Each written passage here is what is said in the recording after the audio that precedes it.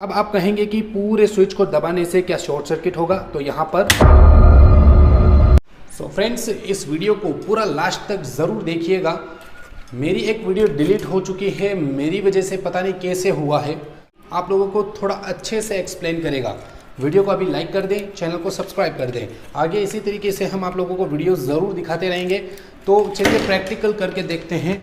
Friend जैसा कि आप सभी को पता ही है कि ये जो 18 मॉडल का स्विच बोर्ड है इसके अंदर बहुत ही हार्ड वायरिंग होती है। लेकिन आप लोग अगर 2 मॉडल का या 3 मॉडल के या 5 मॉडल का अगर आप स्विच बोर्ड सेट कर रहे हैं तो 18 मॉडल का भी आप स्विच बड़ी ही आसानी से सेट कर सकते हैं। तो इस वीडियो को पूरा लास्ट तक ज़रूर देखिएगा ताकि हम आप लोगों को आगे समझाते रहें किस तरीके से आप ये 18 मॉडल की वायरिंग कर सकते हैं। यहाँ पर आप देख सकते हैं 18 मॉडल के लिए बहुत सारे पॉइंट्स हैं और न्यूट्रल फेज वगैरह है। तो इसकी आपको वायरिंग बिल्कुल सिंपली बताऊंगा। पहले आप लोगों को पता ही है कि जो वायरिंग करते हैं सबसे पहले हम स्विच बोर्ड के अंदर एक लूपिंग कनेक्शन करते हैं। लूपिंग कनेक्शन आपको पहले मैं सिंपली तौर पर बता देता हूँ, बहुत ही आसानी से होता है क्योंकि इसका जो लूपिंग वायर होता है बहुत ही सीधा होता है, 1 mm का वायर होता है। ये देखिए बिल्कुल आसानी से यहाँ पर आप आंख बंद करके भी इस तरीके से सेट कर सकते हैं। क्यों?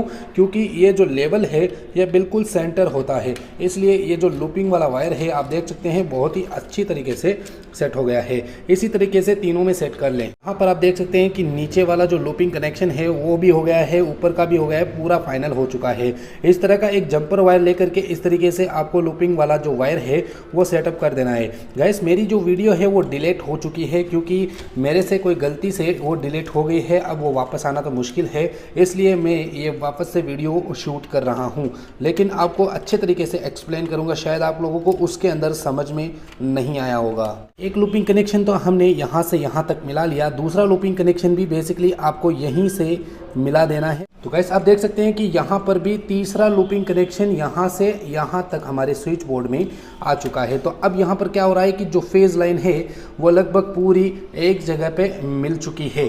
गाइस अभी स्विच बोर्ड रेडी नहीं है क्योंकि यहाँ पर अभी हमें जो ये सॉकेट देख रहे हैं आप, यहाँ पर एक सॉकेट लगाया हुआ है। इसके लिए हमें एक लूपिंग वायर सेट करना है, वो भी हम आपको सिखाते हैं। सॉकेट के लिए यहाँ पर आपको लूपिंग कनेक्शन देना है तो आपको स्विच के ऊपर वाले हिस्से में यानी कि ऊपर वाले हिस्से के अंदर जॉइंट करना है, क्योंकि ये स्विचिंग होगा और हमारा जो ये सॉकेट है वो ऑन हो जाएगा। लाइक वीडियो आगे तक देख रहिए और यहाँ डिस्क्रिप्शन में आपको लिंक मिल जाएंगे इंस्टाग्राम ID वगैरह के, तो वहाँ जाकर के हमें फॉलो भी कर सकते हैं। गाइस देख सकते हैं यहाँ पर एक मैंने जंपर वायर लगा करके इसके लाइन कनेक्शन में जोड़ दिया, यानी कि फेज कनेक्शन में हमें जोड़ दिया है यहाँ पर।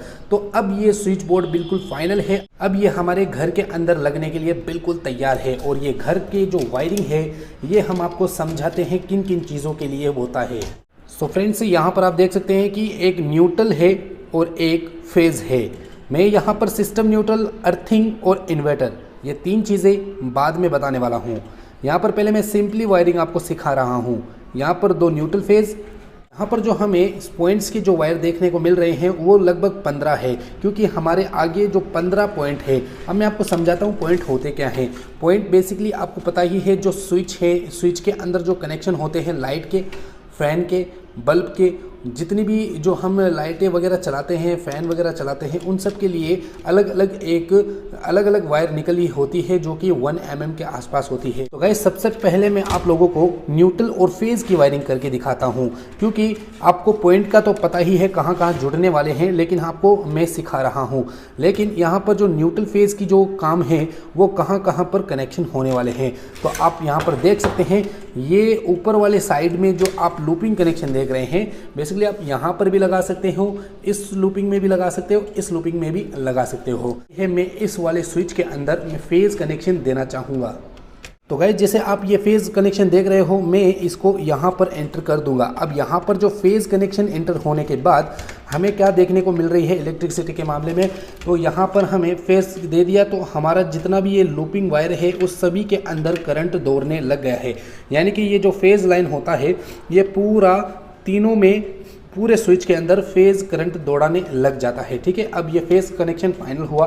अब ये न्यूट्रल कनेक्शन बेसिकली कहाँ पे होगा, अगर आपके यहाँ पर सॉकेट लगा हुआ है तो यहाँ पर न्यूट्रल की ज़रूरत पड़ेगी। गाइस न्यूट्रल वाला जो हिस्सा होता है वो सिर्फ और सिर्फ सॉकेट के अंदर ही आता है, बाकी और कहीं पे भी नहीं आता है। अब यहाँ पर आप देख सकते हैं कि बहुत सारे यहाँ पर वायर है जो कि हम आपको सिखाएंगे कि किस तरीके से सेटलमेंट होते हैं।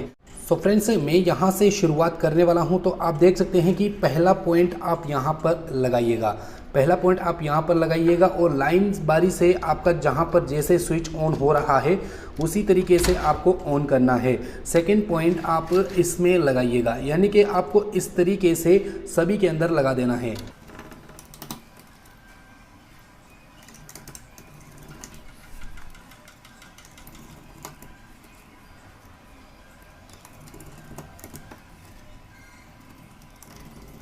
गाइस हमने एक लेवल कंप्लीट कर लिया है। नीचे के हिस्से में हमने 6 वायरों को कनेक्शन दे दिया है। अब यहाँ पर ऊपर की जो 3 वायर हैं हम उसके अंदर कनेक्शन देने वाले हैं। यहाँ पर 3 कनेक्शन देंगे, जहाँ यहाँ से 3 वायर कनेक्शन होंगे।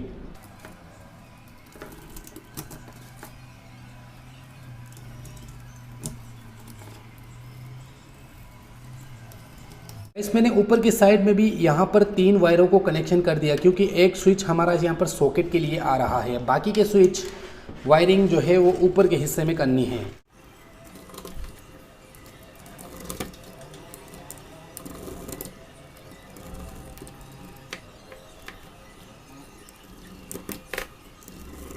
गाइस यहाँ पर आप देख सकते हैं कि जितने भी स्विच बोर्ड के पॉइंट हैं वो हमने पूरे जितने भी ऊपर वाले लूप में थे वो सभी के सभी कनेक्शन कर दिए हैं। अब इन सब की टेस्टिंग में आप लोगों को बता देना चाहता हूँ कि किस तरीके से ये सारे स्विच अब वर्क करने वाले हैं। सो फ्रेंड्स जैसे आप देख सकते हैं कि यहाँ पर मेरे पास इतने सारे पॉइंट तो है नहीं, तो मैंने पूरे पॉइंट को एक जगह पे भिड़ा दिया। अब आप कहेंगे कि भिड़ाने से क्या शॉर्ट सर्किट नहीं होगा, तो आगे आप देखते जाइए कि क्या होने वाला है यहाँ पर। और हम यहाँ पर पूरे स्विच की टेस्टिंग करने वाले हैं। ये 2 न्यूट्रल फेज हैं, इन दोनों को मैं यहाँ पर लाइन के अंदर कनेक्शन करने वाला हूँ। तो फ्रेंड्स यहाँ पर अब बारी आती है एक एक स्विच को टेस्ट करने की। तो सबसे पहले मैं यहाँ पर सॉकेट की टेस्ट करता हूँ। तो यहाँ पर आप देख सकते हैं कि सॉकेट की जो लाइन है वो बेसिकली ऑन हो चुकी है। अब यहाँ पर मैं जितने भी स्विच हैं इन सबको इस एक बल्ब से कनेक्ट करके चेक करने वाला हूँ। तो यहाँ पर एक बल्ब चालू हो गया, 2 3 4 5 6 7 8 9 10 11 12 13 14 15। गाइस यहाँ पर जितने भी स्विच से उन सभी स्विच से ये वर्क कर रहा है, यानी कि हमारी जो लाइनें हैं वो बिल्कुल परफेक्टली कनेक्शन हो चुकी है। अब आप कहेंगे कि पूरे स्विच को दबाने से क्या शॉर्ट सर्किट होगा, तो यहाँ पर कोई शॉर्ट सर्किट हमें देखने को नहीं मिलता। क्यों नहीं मिलता यहाँ पर मैं आपको बताता हूँ।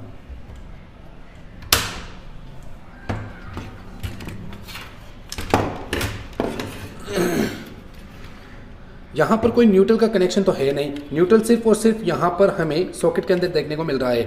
फेज का काम होता है सिर्फ और सिर्फ फेज लाइन को आगे पहुँचाना, और बाकी जो न्यूट्रल है वो आगे से कनेक्शन होता है। तो यहाँ से सिर्फ स्विच से ओनली ऑन फेज का कनेक्शन आउटपुट होता है, बाकी और कुछ नहीं होता। इसलिए यहाँ पर मैं सभी स्विच को ऑन करूँगा तो सभी के अंदर फेज ही दौड़ने वाला है, तो इसलिए यहाँ पर शॉर्ट सर्किट देखने को हमें नहीं मिल रहा है। तो गाइस कैसी लगी वीडियो? अगर वीडियो अच्छी लगी तो लाइक और शेयर कमेंट जरूर कर दीजिए, और इसी तरीके से हम आप लोगों को आगे वीडियोस बनाते रहेंगे।